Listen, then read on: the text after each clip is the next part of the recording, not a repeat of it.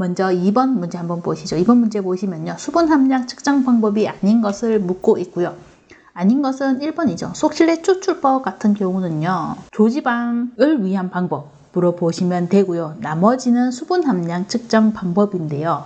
2번이랑 4번 있죠. 감압가열건조법이나 상압가열건조법의 경우에는 건조감량법으로 들어가게 됩니다. 그리고 3번에는 칼피셔법 같은 경우도 수분 함량 측정 방법이고 이거 외에 또 한 가지가 더 있는데 그게 뭐냐 하면 증류법이라는 방법도 수분 함량 측정 방법으로 들어가게 됩니다.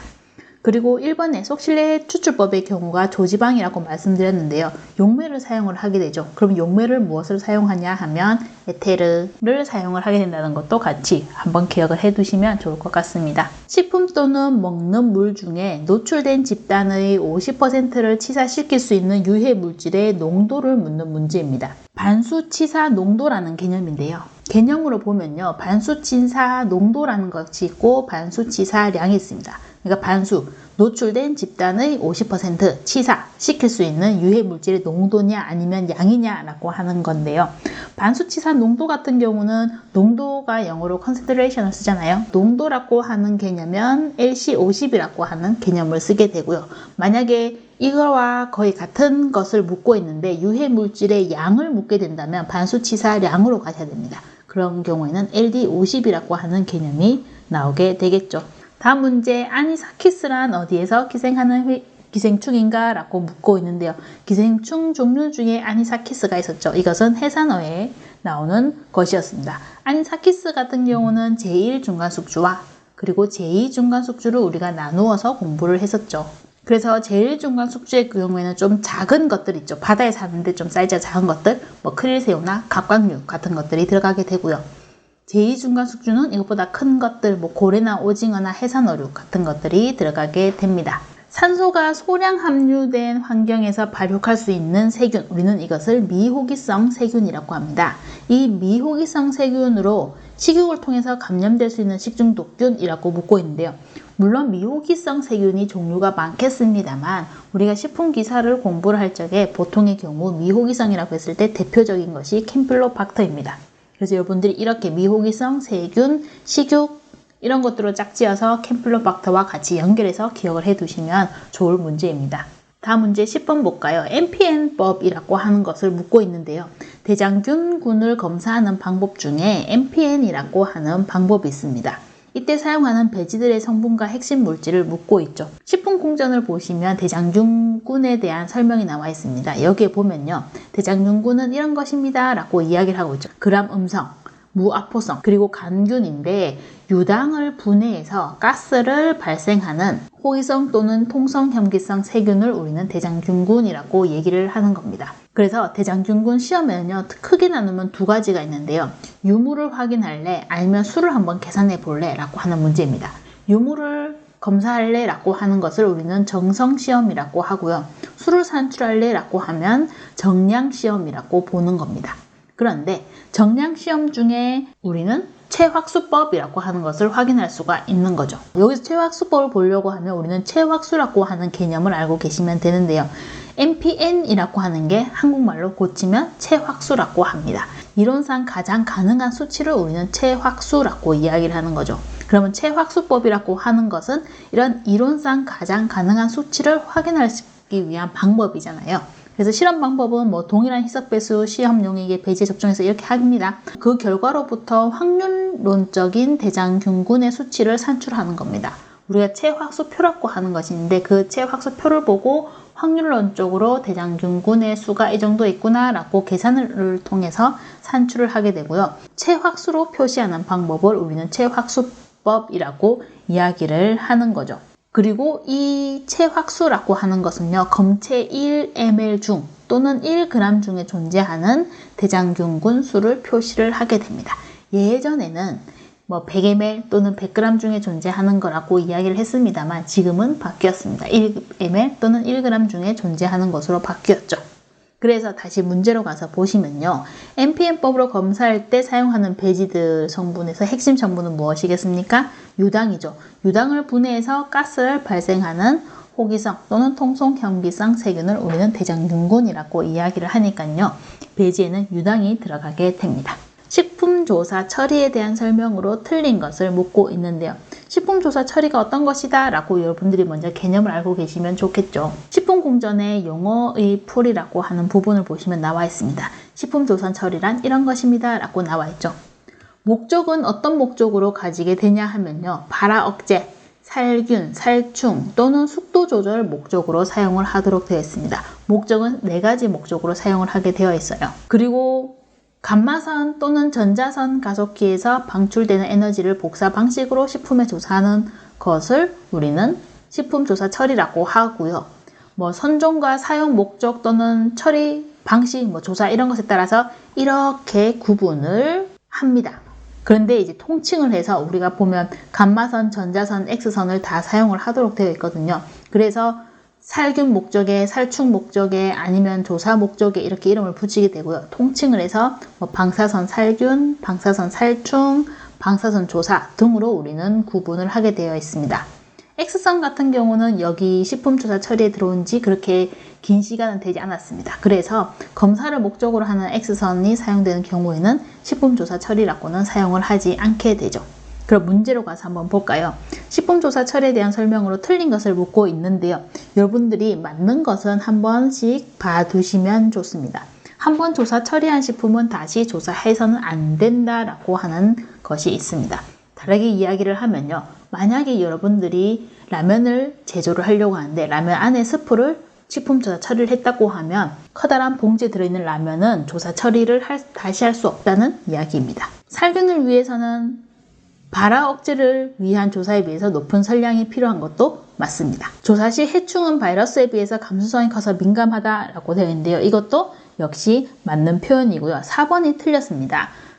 코발트 60을 선원으로 한 것은요. 알파선이 아니라 감마선이 식품조사에 사용이 하게 됩니다. 우리가 감수성이 나오는 김에 한번 보면요. 감수성이 가장 민감한 것은요. 곤충입니다. 해충. 곤충 쪽이 가장 민감하고요. 그 다음이 만약에 세균으로 따지면요. 포자를 형성하느냐 아니면 형성하지 않느냐에 따라서 다르거든요. 이렇게 해충이 가장 민감하고요. 곤충이 가장 민감하고 그리고 무포자 형성균, 포자 형성균, 포자 바이러스 순으로 민감도가 바뀌게 됩니다. 식중독 중에서 감염형이 아닌 것을 묻고 있는데요. 우리가 식중독을 구분을 하게 되면 감염형이 있었고요. 또 하나가 독소형이 있었습니다. 그래서 여러분들이 식중독을 공부를 하실 때 기본적으로는 독소형인 것과 감염형인 것 분류를 한번 해두시면 좋습니다. 그런데 감염형인 것이 종류가 많죠. 그런데 독소형인 것은 대표적으로 2가지를 기억을 하시면 됩니다. 그것이 무엇이냐 하면 황새포도상 구균 식중독이랑요. 그리고 보툴리누스 식중독 이 2가지의 경우에는 독소형으로 들어갑니다. 그 외의 것은 거의 감염형으로 간다고 보시면 되고요. 그 외의 것도 있습니다. 그 외의 것은 여러분이 따로 기억을 하셔야 되는 부분이고요. 그래서 독소형 2가지는 기억을 하고 계시면 이런 문제에서는 여러분들이 쉽게 득점을 하실 수가 있는 거죠. 1번 황새포도상 구균 식중독이 아닌 것이 되는 거니까요. 기생충을 묻는데 채소류 매개로 해서 감염될 수 있는 가능성이 낮은 것. 기생충을 여러분들이 공부를 하시면 채소에 의해서 감염되는 것, 해산물에 의해서 감염되는 것, 수육에 의해서 감염되는 것 이렇게 분류를 해서 공부를 하잖아요. 그 분류를 해서 공부를 해두시면 가장 쉽게 풀 수 있는 문제 중에 하나라고 생각이 됩니다. 여기서는 선모충이죠. 선모충 같은 경우는 우리가 돼지고기에 의해서 감염될 수 있는 기생충으로 공부를 했습니다. 그래서 답이 3번 선모충으로 되는 거죠. 기본적으로는 여러분들이 기생충을 분류를 하고 공부를 하시면 좋을 것 같습니다. 특히 독 같은 경우가 이렇게 짝짓기 문제가 잘 나오는데요. 독미나리, 식큐톡신 바르게 된 겁니다. 그러면 보고는 뭐냐 하면요. 보고는 엔테로톡신 아니죠? 테트로도톡신이고요. 그리고 모시조개가 삭시톡신은 아니죠. 베네루핀이 되는 거고요. 그리고 피마자유 같은 경우도 고시폴 아니죠. 레시닌이 피마자유랑 서로 짝짓기가 되어야 됩니다. 다음 문제 체확수법입니다. 체확수에 대해서는 앞에 문제에서도 한번 만났는데요. 체확수법 검사와 가장 관계가 깊은 것은 대장균군 검사였죠. 정량시험에 들어가는 것이었고요. 체악수라는 게 뭐다? 이론상 가장 가능한 수치를 말한다 라고 하는 것, 대장균군 수를 산출하기 위한 정량 방법으로 들어가 있는 것이다. 그리고 대장균군은 뭐다? 유당을 분해해서 가스를 생성을 하는 것이다 라고 하는 개념도 봐두시면 좋겠습니다. 단백질의 부패 산물로 볼 수 있는 알레르기성 식중독의 원인 물질이 아닌 것을 묻고 있습니다. 우리가 알레르기성 식중독이라고 했을 때 대표적으로 히스타민은 많이 기억을 하고 계시죠. 그리고 그 외의 것도 여러분들이 이 문제 본 김에 눈에 익혀두시면 좋고요. 우리 아우라민은 어디서 공부를 했냐 하면요. 유해성 착색뇨에서 공부를 했습니다. 그래서 아우라민 같은 경우는 엷은 녹색을 띤 황색의 염기성 색소인데 이게 유해성 착색뇨에서 공부를 했던 부분이죠. 미나마타병의 원인이 되는 금속이라고 물었는데요. 우리가 금속에서 대표적으로 여러분들이 기억을 해두시면 좋은 것이 뭐냐 하면 수은이랑 카드뮴입니다. 수은이랑 관련되어 있는 병이요. 미나마타병. 지금 나와 있는 것이죠. 그러면 카드뮴이랑 관련이 되는 것이요. 이따이 병 또는 따라고 쓰지 않고 타라고 쓰기도 합니다. 이타이 병이라고 하는 것이죠. 그래서 문제로 가서 보시면 미나마타병 원인이 되는 금속은 수은이라고 짝짓기 문제였고요. 그럼 나온 김에 3번 같은 경우는 납을 이야기하는 것이고요. 4번 같은 경우는 아연을 이야기하는 것입니다. 식품 부패를 검사하는 화학적인 방법이 아닌 것을 묻고 있습니다. 아닌 것은요. 4번입니다. 포스페테이즈라고 하는 것이 이름만 보면 효소죠. 효소 활성을 측정을 하기 위한 것인데 이 효소 같은 경우는 우유 살균 여부를 판정하기 위한 효소입니다. 그리고 나머지는 식품 부패를 위한 것이고요. 이 TMA 같은 경우는 해수어류, 해산어죠. 해산어 비린내랑 관련이 있는 것인데요. 처음에는 TMAO 상태로 있죠. 트리메틸아민 옥사이드 상태로 있어서 비린내가 나지 않습니다. 그런데 시간이 지남에 따라서 TMAO가 TMA로 트리메틸아민으로 바뀌면서 비린내의 원인 물질이 되는 거죠. 다음으로 13번 문제 볼까요? 일생에 걸쳐서 매일 섭취해도 부작용을 일으키지 않는 일일 섭취 허용량을 우리는 ADI라고 하죠. 다음 문제 기생충에 관련된 문제입니다. 무구조충을 물었죠. 문제 풀려면 무구조충과 그리고 유구조충을 한번 봐두시면 좋을 것 같습니다. 우리가 무구조충 같은 경우는요. 소가 문제가 되는 기생충이었죠. 쇠고기 촌충이라고도 했고요. 그리고 민촌충이라고도 하는 것. 그러니까 여러 가지 이름을 같이 기억을 해두시면 좋습니다. 그리고 유구조충 같은 경우는요. 돼지고기에서 문제가 되거든요. 그래서 돼지고기 촌충이라고도 하고요. 또 다르게 하면 갈고리 촌충이라고도 이야기를 하게 됩니다. 그럼 문제로 가서 보면 설명이 정말 많은데 여러분들이 이 이름만 한번 봐두시면 무구조충에 대한 설명으로 틀린 거라고 물었을 때 갈고리 촌충은 아니지 라고 찾으실 수가 있는 거죠. 해썹 시스템 적용할 적에 준비 단계에서 가장 먼저 해야 되는 절차가 무엇이냐라고 묻고 있는데요. 해썹이라고 하는 것은 12절차가 있죠. 12절차를 다시 구분을 하게 되면 준비 단계가 5단계 그리고 원칙이 7개 그래서 7원칙이라고 이야기를 합니다. 그래서 준비 단계 5단계를 여러분들이 순서대로 알고 계시면 좋고요. 7원칙은 기억을 하고 가시면 좋습니다. 7원칙 같은 경우는 우리가 지금 문제 푸는 것처럼 필기에서도 만날 수가 있고 그리고 실기에서도 만날 수가 있는 문제죠. 그래서 여러분들이 이런 문제 나올 때마다 한 번씩 보면서 순서들을 눈에 익혀두시면 좋을 것 같습니다. 준비 단계에서 가장 먼저 시행을 해야 되는 것 해썹팀을 구성을 해야죠. 그리고 제품 설명서를 작성을 하게 됩니다. 그리고 그의 용도를 확인을 하게 되죠. 그리고 공정 흐름도, 공장에서의 공정 흐름도를 작성을 하게 되고요. 그 공정 흐름도를 현장에서 직접 확인을 하게 됩니다. 이까지가 준비 단계입니다. 그러면 준비 단계 하고 나면 이제 위의 요소 분석부터 들어가는 거죠. 그리고 그 위의 요소들 중에서 내가 특별히 관리를 해야 되는 것, 우리는 그것을 중요 관리점, CCP라고 하죠. 그 CCP를 결정을 하게 됩니다. 두 번째로 해야 될 것이죠. 그럼 CCP를 결정을 했으면 내가 그 CCP에 대한 한계 기준을 설정을 해야 되는 거죠.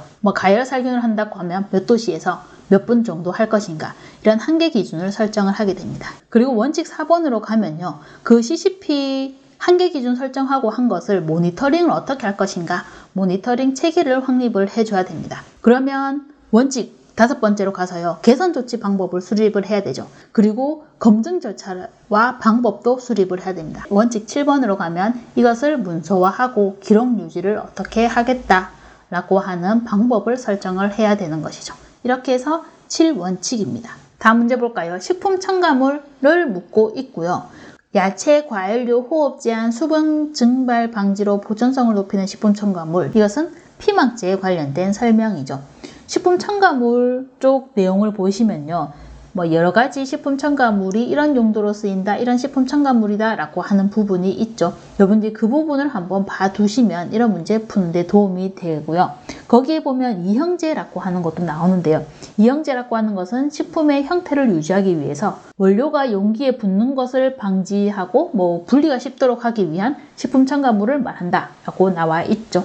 지금처럼 나와 있는 것은 피막제에 관한 것입니다. 독성분에 대한 짝짓기 문제, 연결이 잘못된 것을 묻고 있죠. 우리가 감자에 대해서 공부를 할 때요. 독소가 두 가지가 있었는데 독성분이 하나가 부패감자에 의한 것, 그리고 하나가 쌍난감자에 의한 것이었죠. 쌍난 건 제가 어떻게 외우라고 말씀드렸죠? 새싹이 솔솔 솔라닌으로 말씀을 드렸죠. 그래서 쌍난감자는 솔라닌 이라고 하는 것이고요. 셉신이 부패감자에 의한 것이었죠. 다음 7번 문제 볼까요? 채소를 통해서 감염되는 기생충 아닌 것은 선모충이었죠. 선모충은 뭐라고요? 돼지고기에 의한 것. 다음 8번 문제 보시면요. 3분의 간장 제조할 적에 유해물질이 만들어지는데 그것이 무엇이냐라고 묻고 있고요. 이것은 MCPD라고 하는 성분입니다. MCPD 같은 경우는요. 염산으로 만드는 것이거든요. 염산으로 단백질을 가수분해해서 만들게 되는데 염산으로 가수분해하면 단백질은 암노산으로 만들어지고 그러면서 맛난 맛이 나는 거죠. 그리고 지방 같은 경우는 지방산과 글리세린으로 또 분해가 되겠죠. 그런데 여기서 만들어지는 글리세린이 염산이랑 반응을 해서 이 MCPD가 만들어지게 됩니다. 그래서 3분의 간장이나 아니면 혼합 간장에서 검출될 수 있는 성분입니다. 그래서 MCPD라고 했을 때 여러분이 3분의 간장 이렇게 연결을 해두시면 문제 푸는 데 도움이 되겠습니다. 다음 문제 볼까요? 식품조사 처리에서 이용할 수 있는 선종을 묻고 있습니다. 우리가요 식품공단에 보면 또 식품조사 처리 기준에 대한 것에 있습니다. 여기에 보면요 선종호 이런 것이에요, 선호는 이런 것이에요, 이런 내용이 다 나와 있거든요. 보시면 선종은 감마선, 전자선, X선으로 하고 있습니다. 선호는 크게 두 가지로 나누는데 감마선을 방출하는 선호는 코발트 60을 이용을 하게 되고요. 그리고 전자선과 X선을 방출하는 선호는 전자선 가속기를 사용을 하게 됩니다. 목적은 발화 억제, 살균, 살충, 숙도 조절 목적으로만 사용을 하도록 되어 있고요. 그리고 한번 조사 처리한 식품은 다시 조사해서는 안 됩니다. 문제에서는 선종을 물었고요. 선종은 감마선, 전자선, X선 여러분들이 찾아주시면 되겠죠. 다음 문제, 환자 소변에서 균이 배출이 돼서 소독에 유의해야 되는 감염병. 요거는 단순 짝짓기 문제인데요. 장티푸스의 큰 특징입니다. 장티푸스는 환자 소변에서 균이 배출이 되는 것이 특징이거든요. 그래서 환자 소변에서 균이 배출됐다. 근데 감염병이네? 라고 하면 여러분들은 보기 중에서 장티푸스 찾아주시면 됩니다. 식품 등의 표시에 대한 설명으로 틀린 것을 묻고 있는데요. 먼저 소비기한은 맞는 설명입니다. 소비기한은 식품에 표시된 보관 방법을 준수할 경우에 섭취해도 안전에 이상이 없는 기한이고요. 그리고 품질 유지 기한이라고 하는 것은 식품 특성에 맞는 적절한 보존 방법이나 기준에 따라서 보관할 경우에 고유 품질이 유지될 수 있는 기한, 그래서 말 그대로 품질이 유지될 수 있는 기한을 이야기합니다. 그리고 제조 연월일은 포장을 제외한 더 이상 제조나 가공이 필요하지 않은 시점을 우리는 제조 연월일이라고 합니다. 그러면 소분 판매하는 제조 연월일은 뭐냐라고 하면요. 소분 판매하는 제품의 경우에는 소분용 원료 제품을 내가 들고 와서 소분을 하잖아요. 그런 제품은 소분용 원료 제품의 제조 연월일을 사용을 해야 됩니다. 그래서 여러분들이 소분 판매한 제품을 혹시나 구매해서 보면요. 제조 연월일이 적혀 있고요. 그리고 소분일까지 적혀 있는 것들이 있을 수 있습니다. 이런 경우에는 제조 연월일은 내가 가져온 제품, 소분용 원료 제품의 제조 연월일을 쓰고 그리고 소분일은 소분일로 따로 표시를 해야 됩니다. 그래서 2번이 틀렸습니다. 2번 보시면 소분 판매하는 제품은 소분 가공을 한 날이 제조 연월이다. 아니죠. 소분 가공한 날은 그냥 소분 가공한 날이고 제조 연월일은 내가 소분용 원료 제품을 샀을 때 적혀있는 그 제조 연월일을 써야 되는 것이다 라고 하는 개념이죠.